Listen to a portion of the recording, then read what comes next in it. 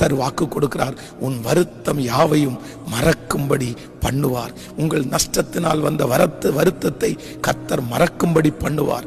தோல்வியினால் வந்த வருத்தத்தை கர்த்தர் மறக்கும்படி பண்ணுவார். இந்த வசனத்தை வாசிக்கும் போது ஒரு 2 காரியத்தை ஆண்டவர் என்னுடைய இருதயத்திலே ஞாபகப்படுத்தினார். முதலாவதாக, வேதத்திலே அன்னாள் என்கிற ஒரு தேவனுடைய பிள்ளை. அவளுக்கு வேதம் சொல்லுகிறது, அவள் வார்த்தையினாலே அதிகமாய் காயப்பட்டவள்.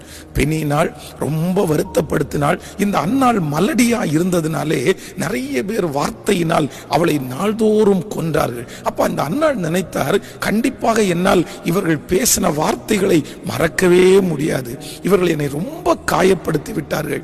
ஆனால் கர்த்தர் அன்னாளுக்கு ஒரு சாமுவேல் என்கிற ஒரு பிள்ளையை கொடுத்து அந்த வருத்தத்தை மறக்கும்படி பண்ணினார். நான் நம்புகிறேன், இன்னைக்கு இந்த சத்தத்தை கேட்கிற அன்பு ஆண்டவருடைய பிள்ளைகளை, ஒருவேளை